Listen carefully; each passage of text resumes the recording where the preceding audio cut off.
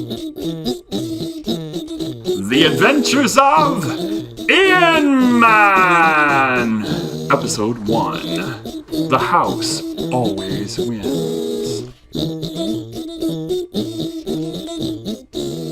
It's a sunny day, and our agents are taking advantage of it. What better way to cool off than in the pool out back of the secret ranch house on Censored Street? We find Gertrude Langleggin floating on a raft alone in the middle of calm waters. Sunglasses shade closed eyes. Not a cloud drifts in the sky, not a breeze stirs her auburn hair. The calm serenity of the day wraps around her. All is not as it seems, for there are small bubbles rising to the surface not 3 feet away. For Gertrude is soon to be in the presence of Eonman. Do you mind? Not at all. Aruga! When you said you wanted to play Sink the Submarine, this is not what I had in mind. Is that the pizza man? I'm hungry. That's the phone. Nonsense. Why would the pizza man call me? I'm not bringing him a pizza. The other phone. The hotline. Hot? Everything's hot. That's why we took a swim, right?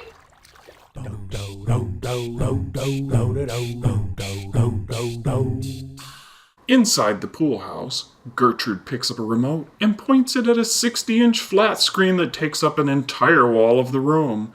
An X logo with the words Top Secret around it appears on the screen for a few seconds before the scowling face of a square-jawed man in an army helmet appears. Sergeant Knucklehead, how can we help you? It's urgent! The miniature killer has escaped! I thought the littlest prison was escape-proof. Small feet. Details don't matter! I need the pair of you to bring him back! He's likely somewhere keeping a low profile. Planning his next attack! I know a small club. It's a good place to get weapons. Do they carry small arms? Sergeant Knucklehead facepalms and then says, Enough small talk! Oh crap, now they have me doing it. Anyway, you two suit up and get him! Eonman ran out of the room at almost a blur, but before the others could even find the words to speak, he returned as his super ego, Secret Asian Man. I got a club foot, and I know how to use it. He was dressed in a blue Hawaiian silk shirt with white floral print and was clutching the leg of a mannequin even as his swim trunks continued to drip on the carpet. Yeah. As I was saying, the safety of the civilian public is at stake as long as this dangerous terrorist is on the loose. Get out there, you two, and stop him. Remember, it's a man's world. The screen returned again to the Top Secret X logo for a full second before showing nothing but shiny black. Gertrude shut it off. It took much longer for her to get ready, for she took the time to at least dry off.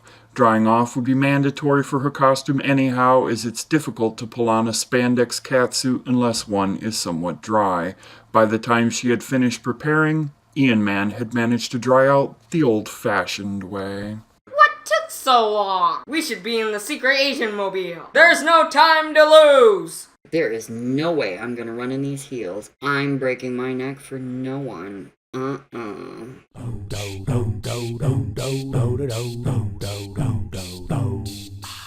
Inside the garage, Eonman was already in the passenger seat of the black Geo Metro convertible that served as the secret Asian mobile. He bounced around the seat in anticipation of the mission to come. Gertrude could only roll her eyes as she climbed into the driver's seat. It was a good day to put the top down, and soon after they were moving along the streets. Should I use the fire urchin bombs, or should I give it the old standby? Eonman patted the mannequin leg that rested between his own. There'll be too many innocents to use explosives. I could just do the dual super punch. Oh. Don't you think we could come up with better code names sometimes? I think maybe people don't take us as seriously as they should. After all, we are super secret agents, right? That's the point. We're supposed to be secret. I am Secret Asian Man. Yes, sirree. I'm 1/4 Asian, but you wouldn't know it by looking at me. My secret powers are hidden and dangerous, so it's my duty to warn all the enemies of the danger they face. Yeah. Besides, isn't spina bifida just the same? Your powers earn that spine you carry. You chose the name. Right, it's a great name. Together we will club this enemy of the state. Yeah. I have a club foot, and I know how to use it!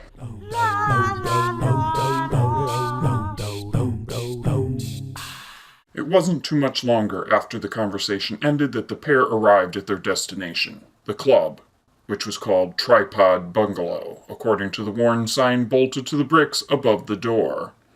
Gertrude looked around at the empty sidewalk and the surrounding street. Other than a few parked cars, it was hard to believe that anyone came around. It's not much of a club. It's a better place than when we went to the tugboat last week. Indeed. Toot toot! Secret Asian man trotted past her and grabbed the handle on the entrance. Just inside, there was a short stretch of featureless hall that led to another door. On one side, the wall was transparent toward the far end, and a bored-looking individual sat on a stool behind it. Ian trotted up to the window and tapped on the plexiglass. The attendant pretended not to notice for a few beats before looking down at him. A smile appeared on the woman's oily features. You haven't been here in a while. Too busy living large. I hear you there. Who's your friend? Just showing her the place. She's got my back. And hers too. That's cool. Go on in. The door buzzed, and Eonman pulled it open. Inside, the bar was lit by neon adverts that covered the walls as well as the single bank of lights above the bar itself. Beyond the far end of the bar, an opening led to an even larger area. From back there could be heard and felt the constant pulse of a drum. The air was thick with the smells of stale beer and the amalgam of a myriad of perfumes and colognes. The one detail that the pair noticed upon entering the bar more than any other was that all the eyes, at least those in the barroom, were looking at them as they entered. There was also the fact that no one in the room was taller than 5 foot. You've never told me you've been here before. Gertrude did her best to shout over the noise, while trying to keep their conversation between the two of them. I make a short visit from time to time. Eonman smiled at the crowd that was still watching them. In recognition of the newcomer, they turned near in unison and went back to their drinks. When I'm here, I'm the big man of the group. Gertrude leaned over closer to Eonman's ear. I didn't see him anywhere near the bar. He must be where the music is. You're going to like this. They have a battle of the DJs on Tuesdays. Eonman ran into the force of the outpouring music. Gertrude sauntered up to the bar and leaned against it in a space between two of the stools that already held patrons. Bartender, can I ask you a question? Already did. What's a long-legger like you doing in a place like this? The bartender was as short as most of the patrons. He wasn't taller than Eonman's 5 foot 2 inch frame. He was lantern-jawed, and his head would be large on a linebacker. I'm here with a friend. And what a friend. Life of the party that one is. When he comes in, it's sure to be a good take. You won't disappoint today. Gertrude leaned closer to the bartender, making well sure he was presented with the complete ringside seat to her cleavage.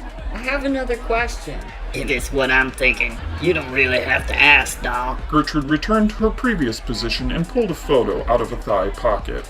She held the photo up to the face that was melting into the look a child might have at realizing the candy store is closed. Have you seen this character around? I see a lot of folks come by here. What makes you think I can remember them all? The fact that you know who I am and what I can do to you. I know what you can do for me, but I'm on duty at the moment. Maybe later when I get off work. Now listen here. Before she could do anything else, the rhythms from the dance room ceased and a familiar voice could be heard from the amps. Y'all got a good party going here. But it could be better. You want to know how it could be better? Gertrude turned and began to make her way toward the door. She called back over her shoulder to the bartender. I'll be back for you later. The bartender started to dance a shuffle. I'll be waiting, anticipating. Gertrude walked as fast as she could manage, which wasn't all that fast. She listened to the crowd get riled up as Eonman continued to speak. I think it's time for some dub! I think it's time for some dub. You want to hear my dub? Yeah. Eonman's eyes shot wide. Who said that? Gertrude was 3/4 the way to the stage, walking up the left wall of the room by this point. From her vantage, she couldn't see the other speaker any more than her partner could. Eonman looked around the stage. There was no one to be seen other than Gertrude, who had reached the edge of it and stopped. Who does not want to hear my dub? Me. If your dub's better, then step up and let's hear it. A figure pushed up onto the stage from out of the crowd. Upon reaching the stage, he stood and adjusted his pants before turning to face Eonman. Gertrude didn't need to see the face of the heckler to know who it was, as he stood barely 3 feet tall. The sideways hat and saggy pants were also strong clues that it could be none more than the quarry they sought. It was the miniature killer himself. As he turned with his back to the crowd, Eonman also saw the truth and smiled a crooked grin. You've been a bad boy, killer. Your party's gonna end here. This isn't just a mic I'm presenting. The killer waved the mic he was holding back and forth. It's also the trigger for my latest and maybe greatest boom. Not only do we go out with a bang, but I get to put you down, Asian man. That's a secret. Gertrude stayed at the edge of the stage in the shadow of the lights. The miniature killer walked around the DJ table that stood in the middle of the stage, keeping it between himself and Eonman. The pair didn't take eyes off each other throughout this. The audience remained silent and watched. I'm gonna do you in, and it's gonna be worth it. Why not finish this party right? You say you can outdub me. It's challenge night! I don't care about no challenge. So you're gonna go out as a coward, take me out after backing down? I didn't say that. You wanna duel? Let's duel. Eonman again just stood, still showing off a crooked smile. Winner of the duel takes all. No way. I take you out no matter what. The killer held the microphone above his head. I mean the crowd, little man. How about we say if I win, they go free, and it's just you and I. Deal. If I win, it all goes without any more speeches. Letting you win might be fun just to have you kneel down and surrender, but I got a rep to keep. The killer climbed up on a stool behind the table and placed his mic on a stand in front of him. Now I'll show you what I can do. The house lights dropped, followed by the stage lighting for just a sec before the stage blossomed into streamers of blue light.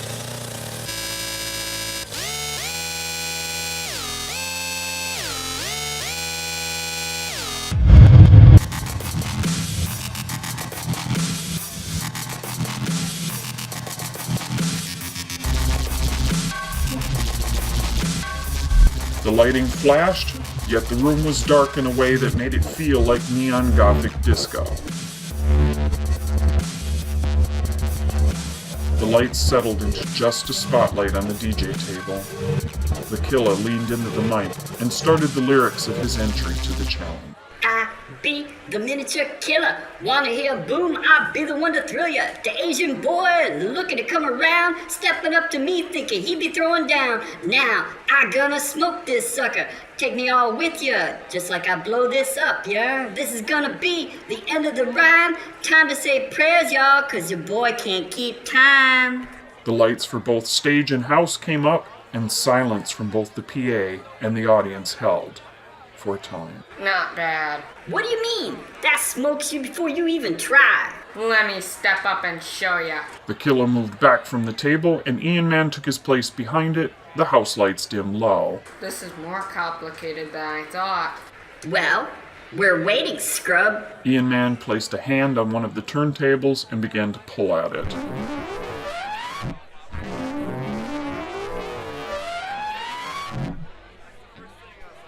Lay and be calm. Don't throw a fit. I got a wooden leg and I know how to use it. That's the best you got? Nope, I got one more. Eonman clicked a mouse at a terminal on one side of the table.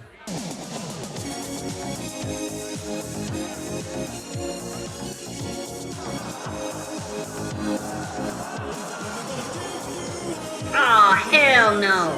The killer took a step back from the DJ table. The lives of people's here are at stake, and you go for a Rickroll? That's it. He held up the mic that he still had firmly in his right hand. Time to blow this joint. It was only the killer's mind that was blown as lights flashed in his vision before he heard the music no more. Spina bifida stood above his now limp body where it had fallen to the stage. She held the spine that had connected to his cranium just moments before. Got you back by way of mine.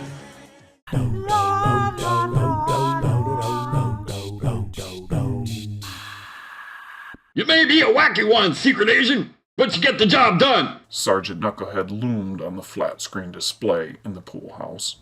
Managed of standing ovation. I should consider a rap career. Gertrude looked at the nails on her left hand. I'm not sure Rick Astley would want to go on tour with a truck full of wooden legs. I'd know how to use them all. Eonman hefted his clubfoot high, enough so that he broke a ceiling panel and caused the debris to rain down around him.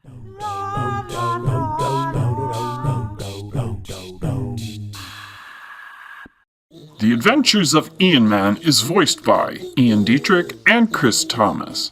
Special thanks to Code of Bliss, MusicAlley.com, and Rick Astley. Production provided by Chris Thomas, with Quagia Studios, copyright 2014.